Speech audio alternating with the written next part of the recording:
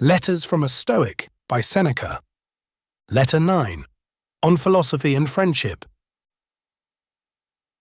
You desire to know whether Epicurus is right when, in one of his letters, he rebukes those who hold that the wise man is self-sufficient, and for that reason does not stand in need of friendships. This is the objection raised by Epicurus against Stilbo and those who believe that the supreme good is a soul which is insensible to feeling. We are bound to meet with a double meaning if we try to express the Greek term lack of feeling summarily in a single word, rendering it by the Latin word impatientia, for it may be understood in the meaning the opposite to that which we wish it to have. What we mean to express is a soul which rejects any sensation of evil, but people will interpret the idea as that of a soul which can endure no evil.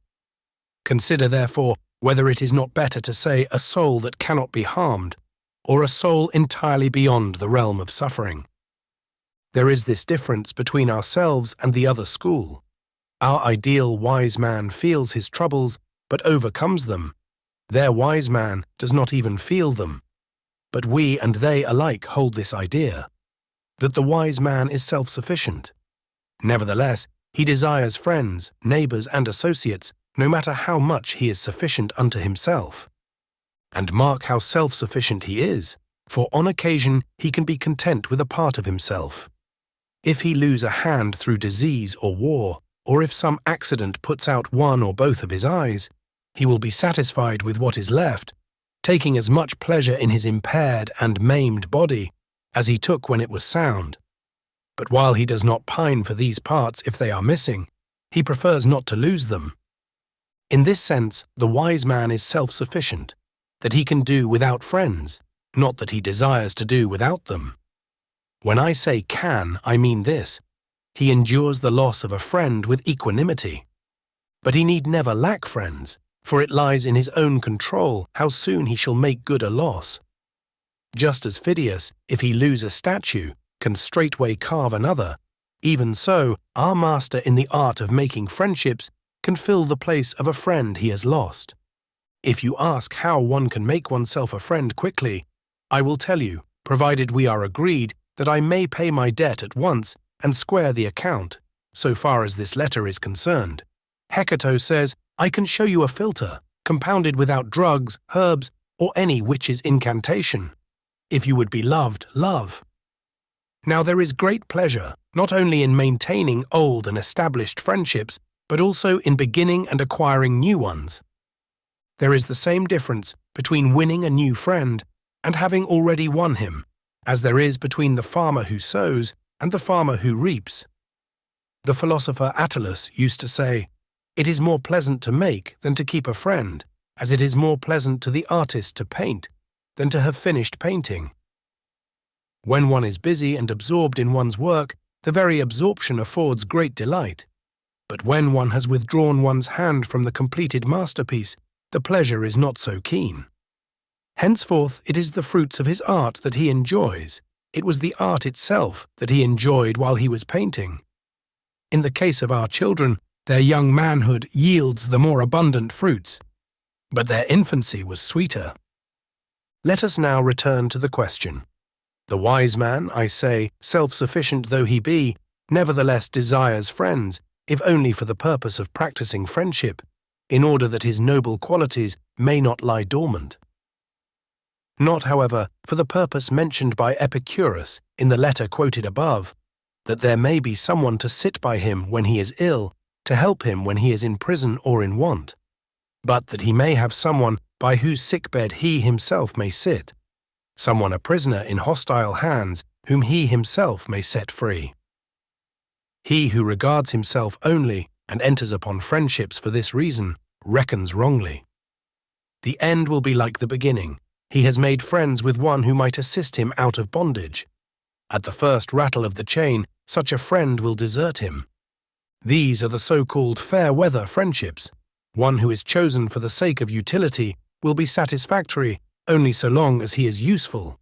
Hence, prosperous men are blockaded by troops of friends. But those who have failed stand amid vast loneliness, their friends fleeing from the very crisis which is to test their worth. Hence, also, we notice those many shameful cases of persons who through fear desert or betray. The beginning and the end cannot but harmonize. He who begins to be your friend because it pays will also cease because it pays. A man will be attracted by some reward offered in exchange for his friendship, if he be attracted by aught in friendship other than friendship itself. For what purpose, then, do I make a man my friend? In order to have someone for whom I may die, whom I may follow into exile, against whose death I may stake my own life, and pay the pledge too. The friendship which you portray is a bargain and not a friendship. It regards convenience only, and looks to the results. Beyond question, the feeling of a lover has in it something akin to friendship. One might call it friendship run mad. But, though this is true, does anyone love for the sake of gain, or promotion, or renown? Pure love, careless of all other things, kindles the soul with desire for the beautiful object, not without the hope of a return of the affection. What then? Can a cause which is more honorable produce a passion that is base? You may retort, we are now discussing the question whether friendship is to be cultivated for its own sake. On the contrary, nothing more urgently requires demonstration, for if friendship is to be sought for its own sake, he may seek it who is self-sufficient. How then, you ask, does he seek it?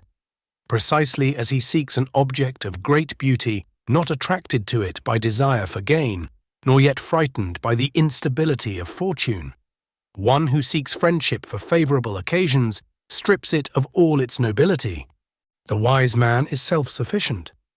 This phrase, my dear Lucilius, is incorrectly explained by many, for they withdraw the wise man from the world and force him to dwell within his own skin.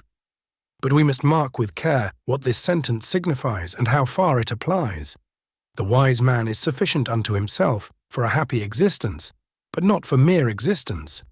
For he needs many helps towards mere existence, but for a happy existence he needs only a sound and upright soul, one that despises fortune. I should like also to state to you one of the distinctions of Chrysippus, who declares that the wise man is in want of nothing, and yet needs many things. On the other hand, he says, nothing is needed by the fool, for he does not understand how to use anything, but he is in want of everything. The wise man needs hands, eyes, and many things that are necessary for his daily use, but he is in want of nothing. For want implies a necessity, and nothing is necessary to the wise man. Therefore, although he is self-sufficient, yet he has need of friends. He craves as many friends as possible, not, however, that he may live happily, for he will live happily even without friends. The supreme good calls for no practical aids from outside. It is developed at home and arises entirely within itself.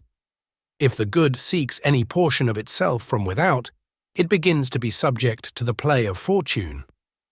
People may say, but what sort of existence will the wise man have if he be left friendless when thrown into prison, or when stranded in some foreign nation, or when delayed on a long voyage, or when out upon a lonely shore? His life will be like that of Jupiter, who, amid the dissolution of the world, when the gods are confounded together and nature rests for a space from her work, can retire into himself and give himself over to his own thoughts. In some such way as this, the sage will act. He will retreat into himself and live with himself. As long as he is allowed to order his affairs according to his judgment, he is self-sufficient, and marries a wife. He is self-sufficient, and brings up children. He is self-sufficient, and yet could not live if he had to live without the society of man. Natural promptings, and not his own selfish needs, draw him into friendships. For just as other things have for us an inherent attractiveness, so has friendship. As we hate solitude and crave society, as nature draws men to each other, so in this matter also there is an attraction which makes us desirous of friendship. Nevertheless, though the sage may love his friends dearly, often comparing them with himself, and putting them ahead of himself, yet all the good will be limited to his own being, and he will speak the words which were spoken by the very Stilbo, whom Epicurus criticizes in his letter. For Stilbo, after his country was captured and his children and his wife lost, as he emerged from the general desolation alone and yet happy, spoke as follows to Demetrius, called sacker of cities, because of the destruction he brought upon them, in answer to the question whether he had lost anything. I have all my goods with me. There is a brave and stout-hearted man for you. The enemy conquered, but Stilbo conquered his conqueror. I have lost nothing. He forced Demetrius to wonder whether he himself had conquered after all. My goods are all with me. In other words, he deemed nothing that might be taken from him to be a good. We marvel at certain animals because they can pass through fire and suffer no bodily harm. But how much more marvelous is a man who has marched forth unhurt and unscathed through fire and sword and devastation? Do you understand now how much easier it is to conquer a whole tribe than to conquer one man? This saying of Stilbo makes common ground with Stoicism. The Stoic also can carry his goods unimpaired through cities that have been burned to ashes, for he is self-sufficient. Such are the bounds which he sets to his own happiness.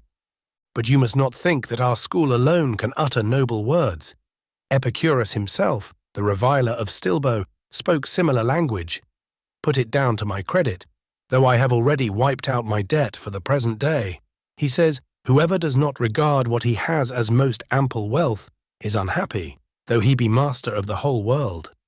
Or, if the following seems to you a more suitable phrase, for we must try to render the meaning and not the mere words.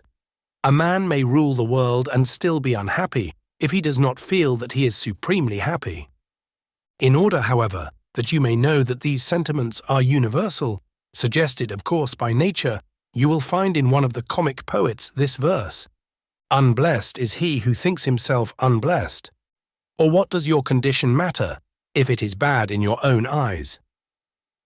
You may say, what then? If yonder man, rich by base means, and yonder man, lord of many but slave of more, shall call themselves happy, will their own opinion make them happy? It matters not what one says, but what one feels. Also, not how one feels on one particular day, but how one feels at all times. There is no reason, however, why you should fear that this great privilege will fall into unworthy hands. Only the wise man is pleased with his own. Folly is ever troubled with weariness of itself. Farewell.